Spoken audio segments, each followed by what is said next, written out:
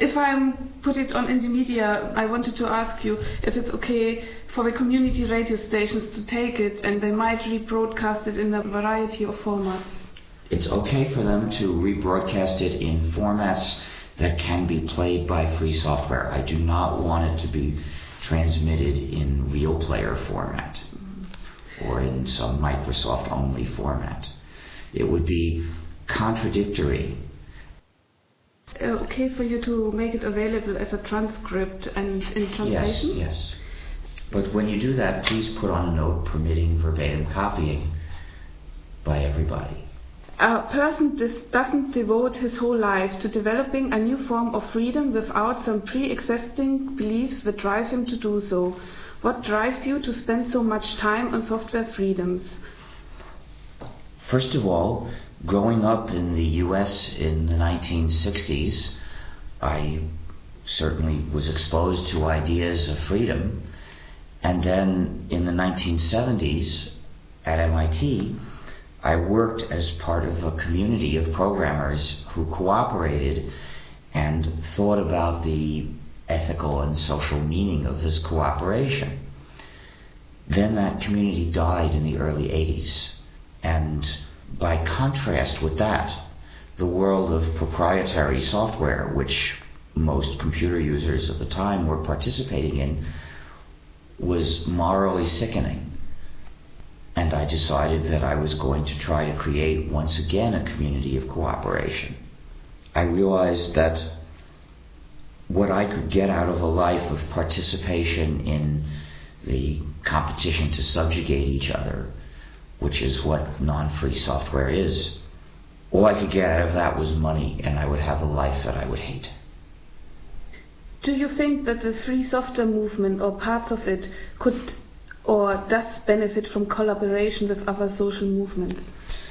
I don't see very much direct benefit to free software itself.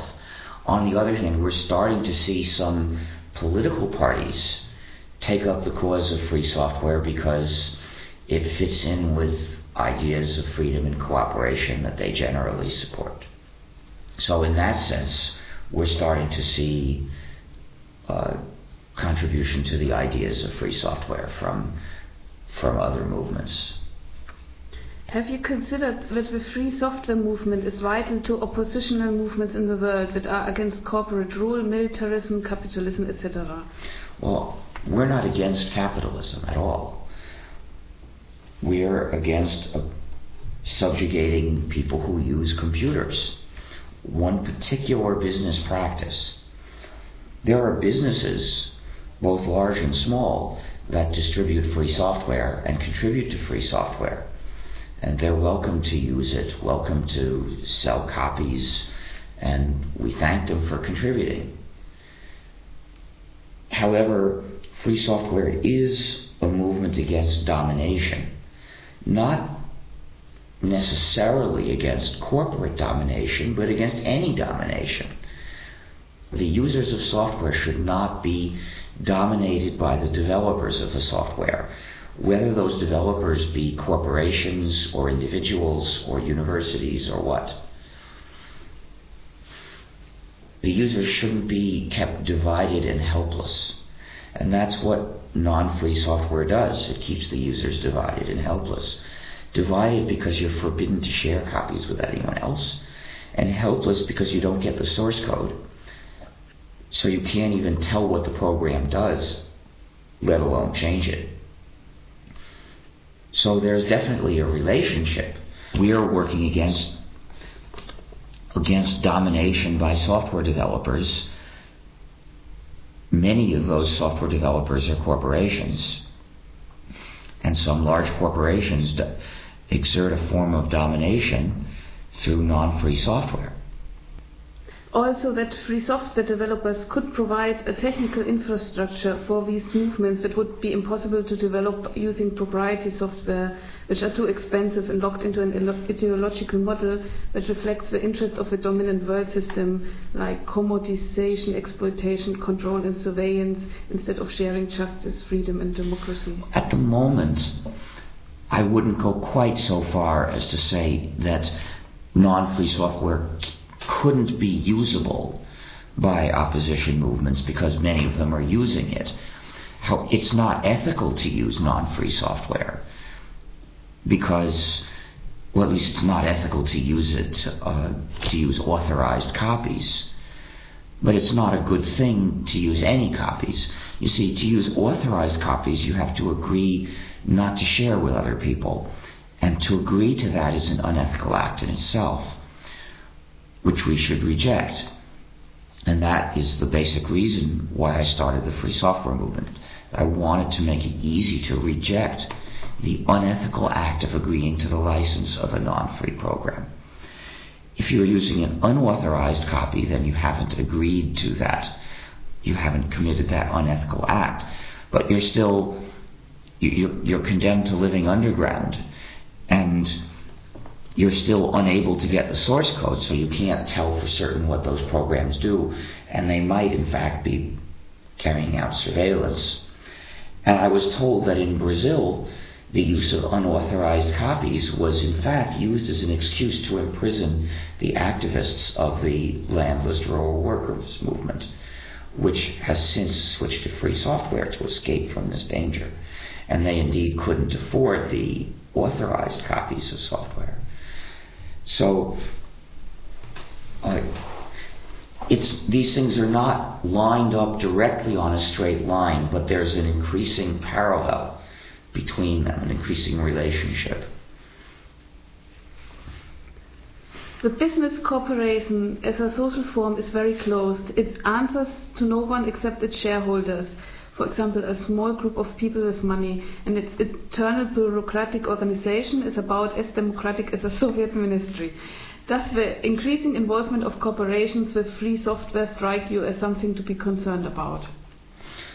Not directly, because as long as a program is free software, that means the users are not being dominated by its developers, whether those developers be a large business, a small business, a few individuals, or whatever. As long as the software is free, they are not dominating people. However, most of the users of free software do not view it in ethical and social terms. There is a very effective and large movement called the open source movement, which is designed specifically to distract the user's attention from these ethical and social issues while talking about our work. And they've been quite successful. There are many people who use our free software, which we developed for the sake of freedom and cooperation, who have never heard the reasons for which we did so. And this makes our community weak. It's like a nation that has freedom, but most of the people have never been taught to value freedom. They're in a vulnerable position because if you say to them, give up your freedom and I'll give you this valuable thing, they might say yes because they never learned why they should say no. You put that together with corporations that might want to take away people's freedom, gradually encroach on freedom, and you have a vulnerability. And what we see is that many of the corporate developers and distributors of free software put it in a package together with some non-free user subjugating software. And so they say that the user subjugating software is a bonus, that it enhances the system. And if you haven't learned to value freedom, you won't see any reason to disbelieve them. But this is not a new problem, and it's not limited to large corporations.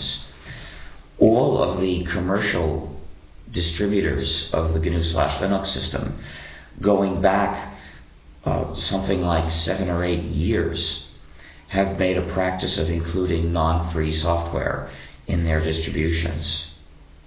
And this is something that I have been trying to push against in various ways, without much success. But in fact, even the non-commercial distributors of the gnu+linux operating system have been including and distributing non-free software. And the sad thing was that of all the many distributions, until recently there was none that I could recommend. Now I know of one that I can recommend. It's called Ututo-e. It comes from Argentina. I hope that very soon I will be able to recommend another. Why are the more technically orientated beliefs of the open source movement not enough for you? The open source movement was founded specifically to discard the ethical foundation of the free software movement. The free software movement starts from an ethical judgment that non-free software is antisocial. It's wrong treatment of other people. And I reached this conclusion before I started developing the GNU system. I developed the GNU system specifically to create an alternative to an unethical way of using software. When someone says to you, you can have this nice package of software, but only if you first sign a promise you will not share it with anyone else, you are being asked to betray the rest of humanity.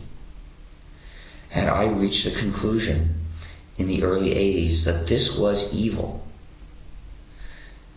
But there was no other way to use a modern computer.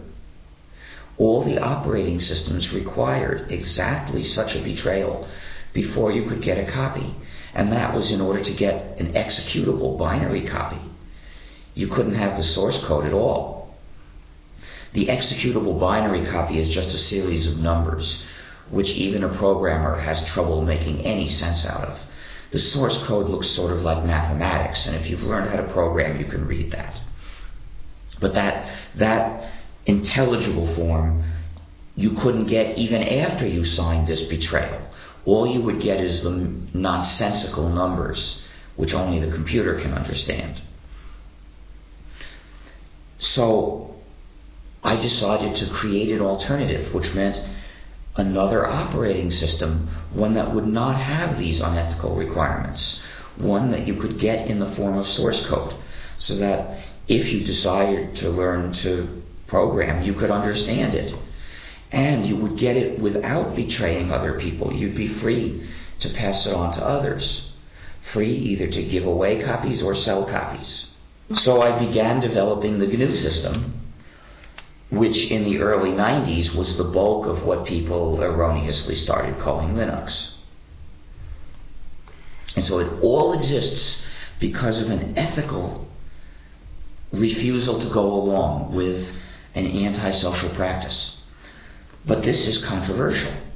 In the 90s, as the gnu+linux system became popular and got to have some millions of users, many of them were techies with technical blinders on who didn't want to look at things in terms of right and wrong, but only in terms of effective or ineffective.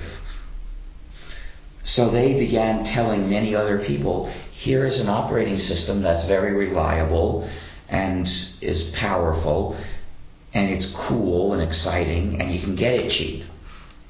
And they didn't mention that this allowed you to avoid an unethical betrayal of the rest of society, that it allowed users to avoid being kept divided and helpless.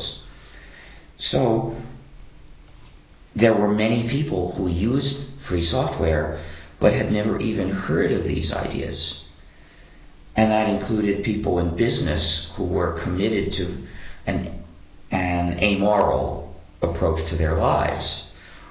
So when somebody proposed the term open source, they seized on that as a way that they could bury these ethical ideas. Now, they have a right to promote their views, but I don't share their views, so I decline ever to do anything under the rubric of, quote, open source, unquote, and I hope that you will too. Given that it helps users to understand the freedoms in free software, then the ambiguous use of the word free in English is clarified. What do you think of the use of the name FLOSS, as in free, libre, open source software? There are many people who, for instance, want to study our community or write about our community, and want to avoid taking sides between the free software movement and the open source movement. Often they have heard primarily of the open source movement, and they think that we all support it. So I point out to them that in fact our community was created by the free software movement. But then they often say that they're not addressing that particular disagreement, and they'd like to mention both movements without taking a side. So I recommend the term free/libre and open source software as a way they can mention both movements and give equal weight to both. And they abbreviate it FLOSS once they have said what it stands for. So I think if you don't want to take a side between the two movements, then yes, by all means, use that term. Of course, what I hope you'll do is take the side of the free software movement. Me always. But not everybody has to, so that term is a legitimate. Are you happy with the development of a community which has grown out of your vision of a free operating system? And in what ways did it develop differently from the vision you had at the beginning? Well, by and large, I'm pretty happy with it. But of course, there's some things that I am not happy with. Mainly the weakness that so many of the people in the community do not think of it as an issue of freedom, have not learned to value their freedom or even to recognize it. That makes our future survival questionable. It makes us weak.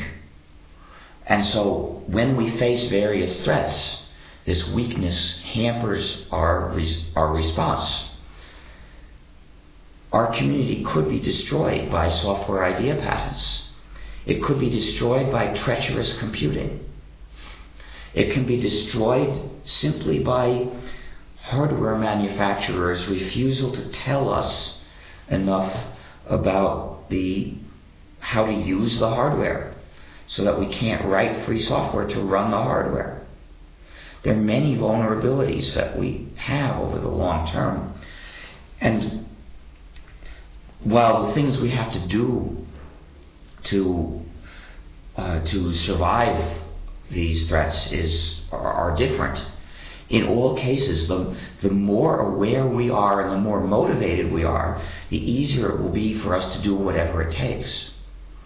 So the most fundamental long-term thing we have to do, recognize and then value the freedom that free software gives them, so that they will fight for these freedoms the same way people fight for freedom of speech, freedom of the press, freedom of assembly, and so on. Of course, those freedoms are also greatly threatened in the world today. So what, in your opinion, threatens the growth of a free software at the moment? I have to point out that our goal is not precisely growth. Our goal is to liberate cyberspace. Now, that does mean liberating all the users of computers. We hope that eventually they'll all switch to free software, but we shouldn't take mere success as our goal. That's missing the ultimate point. But if I take this to mean what is holding back the spread of free software, well, partly at this point it's inertia, social inertia. Lots of people have learned to use Windows, and they haven't yet learned to use gnu+linux. It's no longer very hard to learn to use gnu+linux. 5 years ago it was hard, now it's not. But still, it's more than zero. And people who have, if you've never learned any computer system, then learning gnu+linux is as easy as anything. But if you've already learned Windows, it's easier. It's easier to keep doing what you know. So that's inertia. And there are more people trained in running Windows systems than in running gnu+linux systems. So anytime you're trying to convince people to change over, you're working against inertia. In addition, we have the problem that hardware manufacturers don't cooperate with us the way they cooperate with Microsoft. So we have that inertia as well. And then we have the danger in some countries of software idea patents, I would like everybody reading this to talk to all of, or anyone listening to this, to talk to all of their candidates for the European Parliament and ask, where do you stand on software idea patents? Will you vote to reinstate the Parliament's amendments that were adopted last September and that apparently are being removed by the Council of Ministers? Will you vote to bring back those amendments in the second reading? This is a very concrete question with a yes or no answer. You will often get other kinds of, you may get evasive answers if you ask, do you support or oppose software idea patents? The people who wrote the directive claim that it does not authorize software idea patents. They say that this is because the directive says that anything to be patented must have a technical character. But somebody in the European Commission involved with this admitted that that term means exactly what they want it to mean, Humpty Dumpty style. So, in fact, it's no limitation on anything. So if a candidate says, I support the Commission's draft because it won't allow software idea patents, you can point this out and press the question, will you vote for the Parliament's previous amendments? Okay, thanks very much.